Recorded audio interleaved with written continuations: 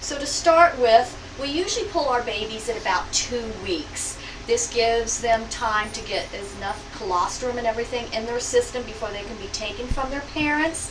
And it's a good age to start hand feeding. If you start taking these guys a little bit too late, they can become a little unruly and just don't like to be hand fed.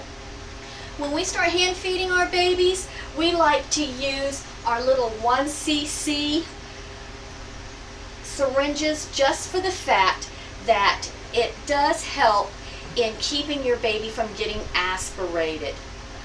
Some people do like using the larger syringes, and of course when you go home with your baby, you may have a larger syringe because your baby's a lot older.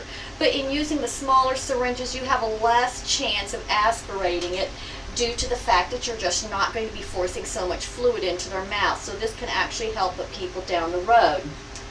Another thing that we do like to do is we do keep our babies in incubators 24/7 up until they're about 4 weeks old, because these little guys cannot regulate body temperature very well at all. So we do like to keep them at a constant temperature, and then we start introducing them to the cages. But at nighttime they will always be going back into the incubators. And some of the other things that we do like to do, we do feed our babies 24/7. I do know that some people do like to just feed up until midnight, but I feel for optimum weight and basically good health, I really feel they need to be fed 24. Another thing that we do here is we do chart your baby. I'm going to stop a minute and get one of our books out here.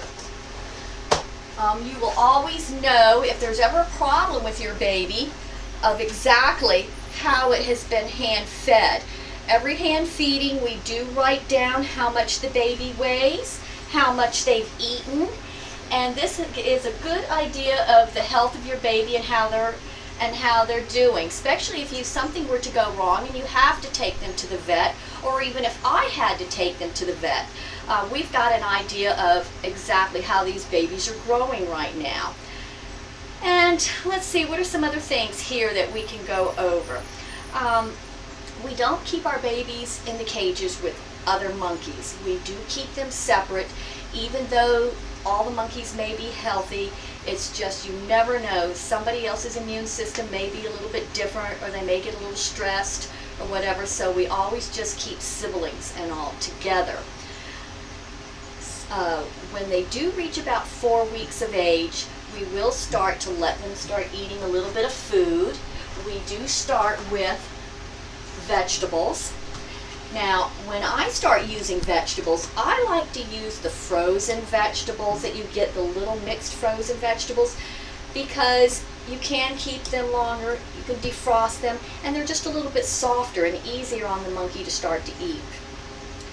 We'll also start chopping up small bits of apples and pears for them.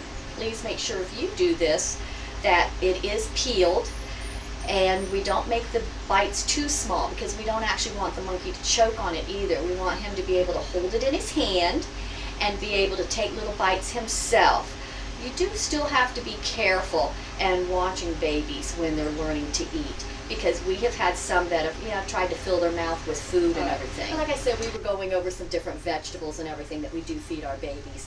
Another thing that you actually can feed these little guys at this age would be like squash and zucchini. Definitely peel it, do it in small bites, because again, that's another vegetable that is soft for them to eat. Besides the vegetables, we do immediately start our animals on the marmoset diet, because I know so many people call me saying that they can't get their animal to eat this. So definitely start that right away, crumbling it up and putting it in their food. And we have found that some days that we actually just go ahead and feed the marmoset alone when they're very young. This way they're introduced to it and they have no choice. They do start eating it.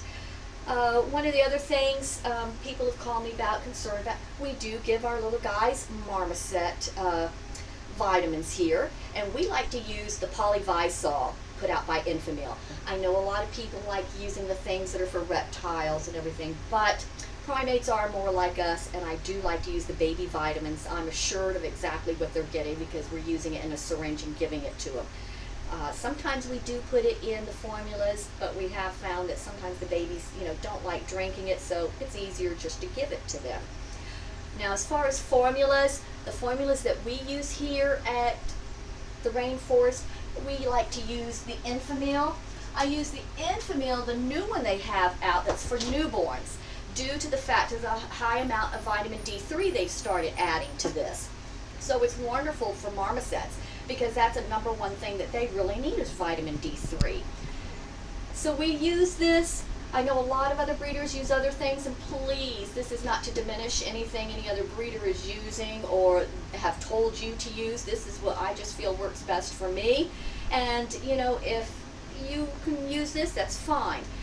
But we use this when they're first being hand fed, and then we'll actually change over as they get older by mixing it, and we even change over to the Enfamil Enfacare, just for the fact that it's a higher amount of protein levels in this. In fact, the Enfacare alone is exactly what we start using on tamarin babies due to the high amounts of protein. And tamarins need about 20% more protein anyway than the average little marmoset does. So these are just some of the little things that we do in trying to assure the quality of the animal that you may get and the health of the animal. And then of course, before you would receive it, our animals regularly go to the vet. They're going to have health certificates and everything else, besides the fact that we do all of our own fecals here randomly on our babies and the parents themselves to make sure that you're getting a good quality animal.